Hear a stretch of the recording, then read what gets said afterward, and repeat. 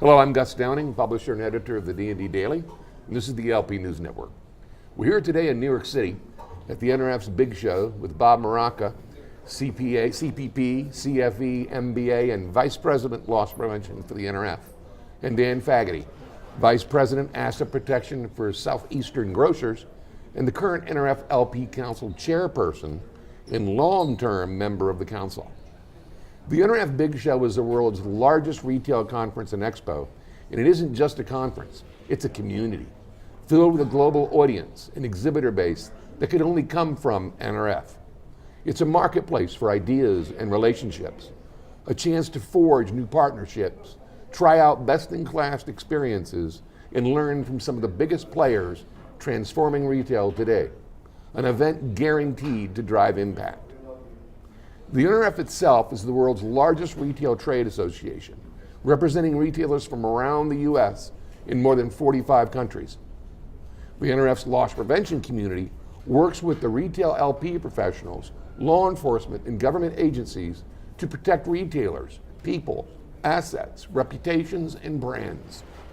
Led by Bob Moraca and the LP Council, comprised of retail senior leaders from across the nation, the NRF provides research and preparedness guides, coordinates industry initiatives, works with various government branches and groups on legislative issues and security issues, provides a voice for the industry with various media groups, and reports industry news through various media outlets and on the D&D Daily. The NRF PROTECT annual LP conference, which is held each June, is the largest event of its kind in the nation and is the leading retail-specific event for those who protect retail brands, assets, people, and profits. Gentlemen, Dan, Bob, thanks for being here today. Thank you, Gus. Thank you, Gus. You know, Dan, you've been involved in the NRF for years and are one of the leaders of the industry. Can you talk to the need of the loss prevention and AP executives to get involved and engage with the NRF and help develop and represent the industry from an association perspective? Yeah, good question, Gus. I look at NRF, and you just mentioned it, right? The largest in North America, especially the Protect event. But bigger isn't better. Better is better. And in my opinion, when you take a look at what NRF is doing, especially all of the councils that we have, and the educational sessions, where else would you rather be if you're a loss prevention executive, but involved with NRF, being on one of the committees, especially considering the fact that if you look at loss prevention or asset protection as a whole, it's all consuming within the business. It touches every single department. It touches everything across the enterprise, regardless if it's a store, a district, a region, the entire corporation. And when you're thinking about terms of cybersecurity, safety, workplace violence, all of these things all manifest itself and tend to land on the foot of a loss prevention executive. Where else are you going to go to get that kind of education, especially when you're a practitioner in the business today? I can tell you where to get it. You get it at NRF, you get it by working with your peer group, and you get it by sharing information that is designed to protect profits in your own business. So Bob, can you share with us some history about the NRF Protect and how it's evolved to being really the leading conference of its kind? I can, Gus, and thank you. Yeah, historically, for about the last 27 to 30 years, it's hard to put an exact date on it, but NRF has supported the industry, the LP asset protection industry, with an educational conference and expo. And it went very well, and it grew over the years to a couple hundred people, to a couple hundred more. And then 5 years ago, they put some extra effort into it and rebranded to what's now NRF Protect. This will be the 6th one coming up in Anaheim, California this June. And it is, as you said earlier, it is the largest LP asset protection, loss prevention, educational content, and expo in North America. And we're adding some great things this year, a little bit different, to keep up with the emerging issues that's going on in loss prevention. So, I mean, but the event itself, we're talking about great speakers, like people like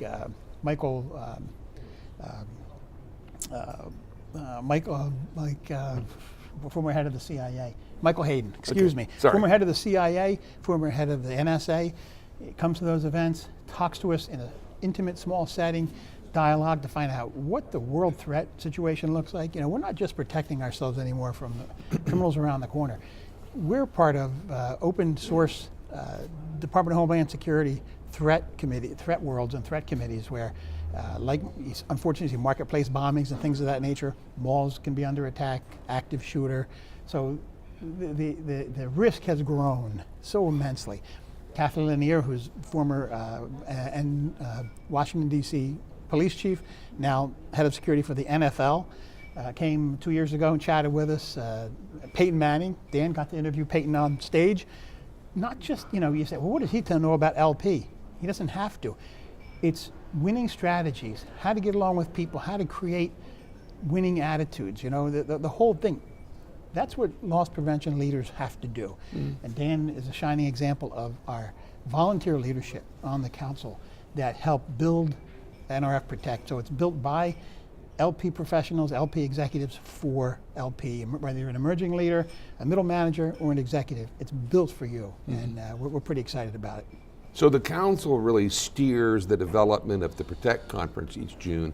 In those members, they're guiding it in developing it as a team for the best value for the industry. That's correct. There's a content committee. And that's where the rubber meets the road. Every day, there's new changes, new opportunities, new problems that we need solutions for. So we stay right on top of those things. While we're planning Protect, Gus, we actually leave a couple of open sessions because we know 2 months before Protect, something's going to happen around the country, around the world, that's going to impact us. So we're going to be ready to respond with something instant and immediate. We also have over 300 solution providers on that huge expo floor. It's the only place to get the answers to your problems and solutions, as well as about 11 or 12 now networking sessions. Believe it or not, the number one reason people still come, 77% of the folks the last 5 years have said networking with your peers is the number one reason they come. Because if I've got a problem, you've got a problem, I'm not going to try to reinvent the wheel or try to come up with a solution on my own. This whole industry, your net worth will be determined by your network, and that's one of the really fine-tuned things that we do. So good phrase. We're excited. Yeah. Can you mention a couple of the new things that you're bringing to Protect? We can. One of the biggest things we're doing this year is we're adding. Finally, we've been trying to do this for the last few years. A little bit of cyber risk. This year, we've renamed it to NRF Protect. It's for LP and cyber risk issues. That's a big move. It is a big move. We've looked at it for a couple of years now. We've polled our community. We've done surveys asking them, how engaged are you with your IT teams? And we found out that there is a gap. And unfortunately, no retailer wants to be the next big headline in the IT breach world, or the Internet of Things, or e-commerce fraud. BOPIS is causing us new challenges. A lot of it electronic, a lot of it can be helped. You've got to work with your IT folks. So we're going to have an IT Security Council meeting. That's the NRF IT Security Council meeting at Protect. We're going to gear a handful of sessions specifically toward them, and we're going to really build the convergence between loss prevention, asset protection, and information technology. So we're excited to make that move. We'll be the only LP event out there that's going to take this bold step. Yeah, that's a great sign. It's a great development. Bob, let's talk about the role of NRF LP effort and the value it adds to the industry and the various LP Council committees and what they do. Yeah, well, we've got 7 wonderful committees. They're all led by volunteer leaders, and the best thing about loss prevention executives and the industry in general are the people. I mean, nobody does this because of the wonderful money and the lovely hours, and you're on call 24/7. You're getting the call at 2 in the morning when crisis takes place. You are in the incident command seat. This is stressful work, and it's serious work, Gus, as you know. It's the only part of the industry where people get injured, people die. It's a serious piece of the business. So we've got these 7 committees. Women in Loss Prevention, still led by Joan Manson. Their NRF actually has mimicked what we did in loss prevention, and they've created now something called Women Run Retail. And so now they're expanding our concept into the entire retail world, which is it's an honor and a privilege to have led the way for that. So we've got a diversity committee. We've got the Organized Retail Crime Investigators Network. We not only meet at Protect, we do quarterly conference calls, and we've grown to 60, 70 people on those calls now, where investigators for the retailers, law enforcement, prosecutors' offices are getting on the phone talking about different situations. And not a call goes by where somebody doesn't say, wait a minute, we had a guy fit that description, you know, and then they exchange information. It's a wonderful networking opportunity. We've just partnered with CLEAR, the Coalition for Law Enforcement and Retail. They're going to be joining those calls with us. So that's a growing phenomenon. It's the only way to, it keeps the spirit of what we do at Protect and networking there ongoing throughout the year.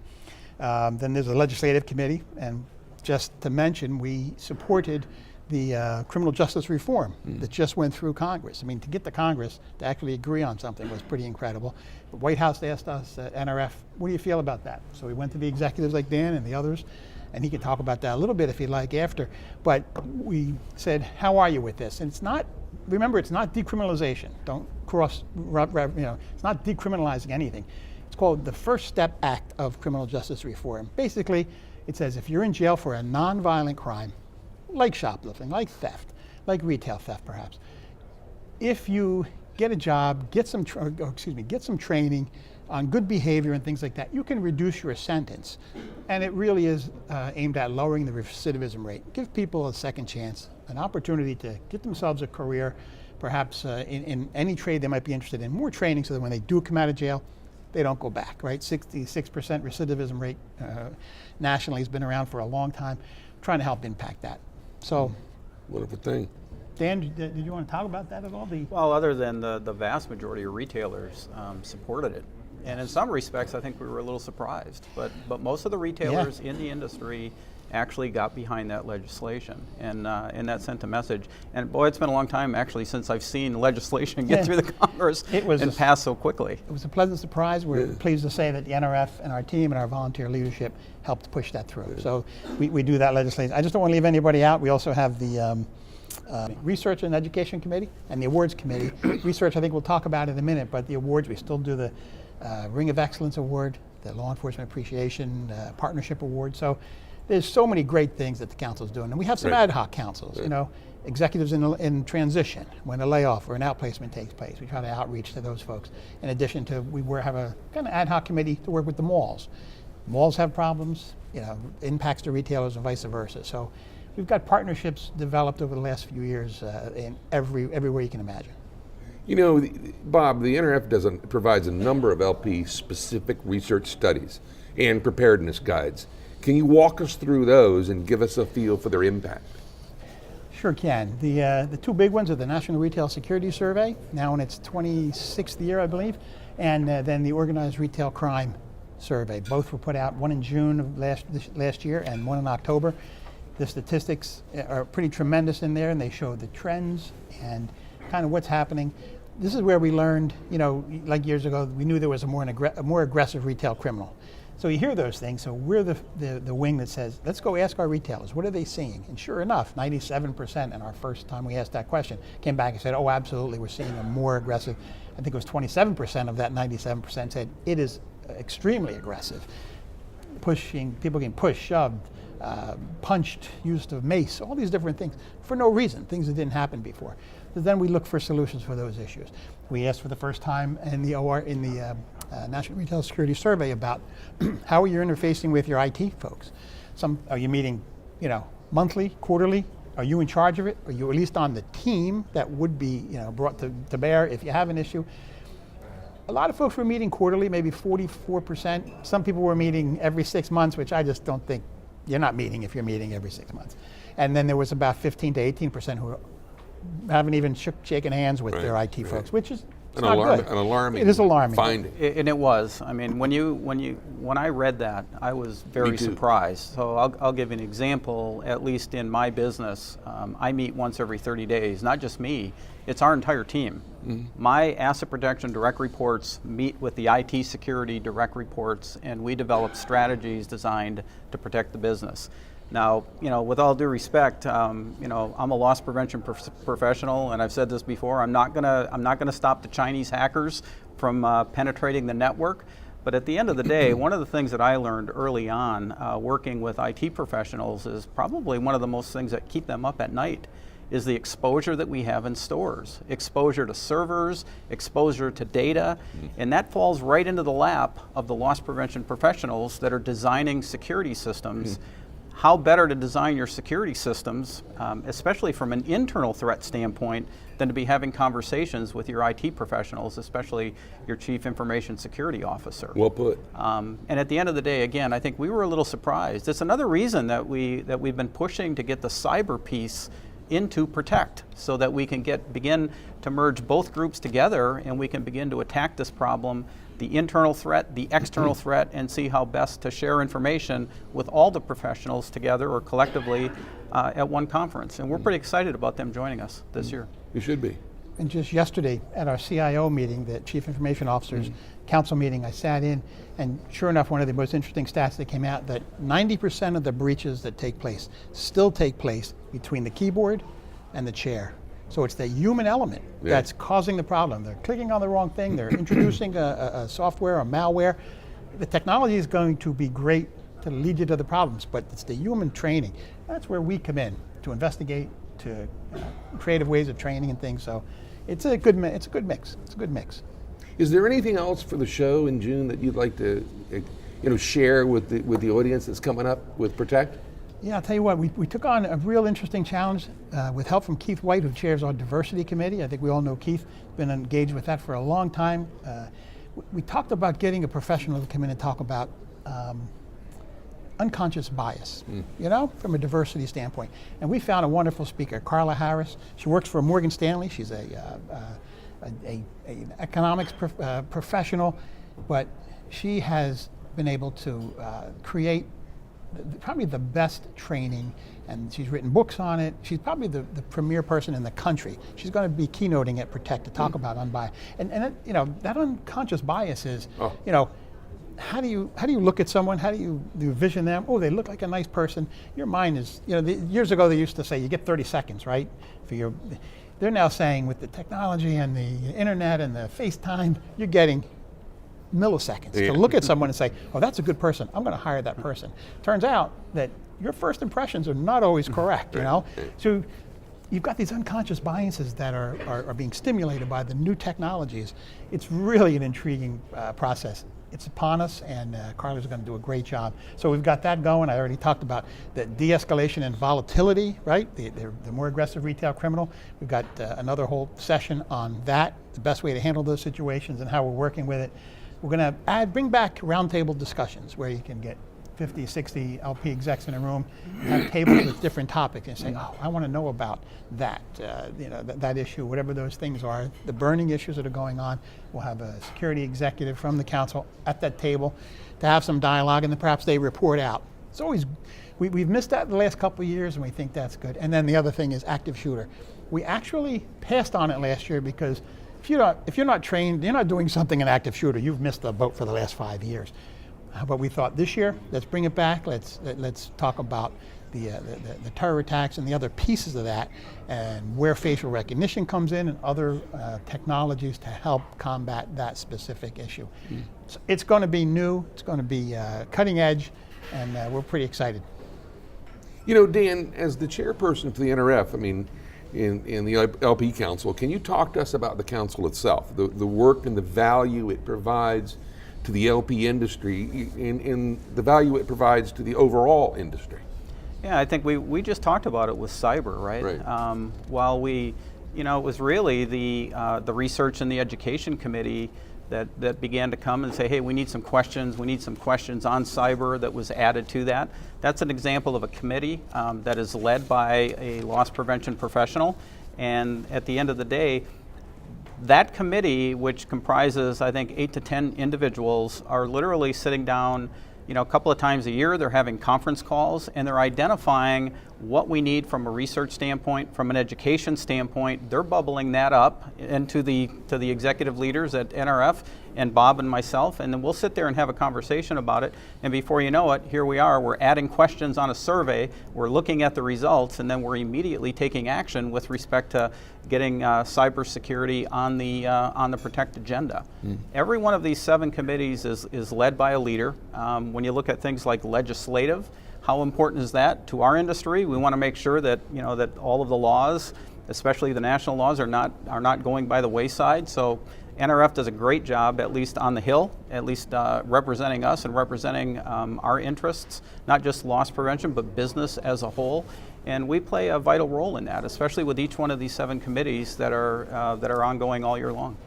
You know, you've always been a big proponent of higher education, you know, and support the only loss prevention bachelor degree program in the country at Northern Michigan University. What advice would you give today, given the rise of cybersecurity, to an executive that wants to continue to further their education, and how important is it to have the degree? Well, the first thing that I would do about cyber is, you know, whatever you do, don't shy away from it, because sooner or later it's going to come knocking at your door.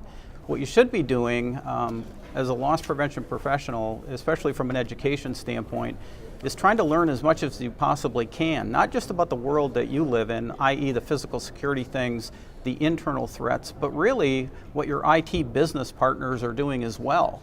I've been absolutely amazed at some of the technology and some of the software packages that we deploy in our business that literally stops the Chinese hackers from getting in. Not only that, but can document and record the number of hits, the number of times people are attempting. That knowledge, then you can begin to feed into your own program how they're measuring, can we do better, and it makes for great synergies. From an education standpoint, one of the things that you'll find, especially with millennials, is that most of the individuals that are coming out of college today are technologically savvy. In fact, so much more than the average loss prevention executive. I absolutely love working with millennials. I hire a lot of millennials. They push the envelope, they push me, I like it, but from an education standpoint, I think going out and hiring individuals that have college degrees and giving them an opportunity. In fact, just over the last year, we have hired, at least in our business, or at least in the loss prevention area, asset protection, 3 individuals that came out of college with degrees that are just on fire in our business with respect to data analytics, working on, you know, everything from organized retail crime to accident investigation. It's an exciting group. They want to do more. And every time you have an opportunity to talk to college classes, I always say, get into the classes, because I'll tell you what you get. You get the wow factor. I had no idea that was going on and that career even existed today. Talk to the 3 people. In fact, just recently we put them on videotape, and we're actually using that for recruiting purposes, or will use it for recruiting purposes as well. So don't shy away from cyber at all. Embrace it, and if anything, you'll be more well respected within your own business. Excellent point. Right. Guys, thanks for being here today. We appreciate it. Thanks for all you Thank do, you. Gus. Well, that's it for this episode, ladies and gentlemen. We'd like to thank you for watching. And until next time, let's keep them all safe out there.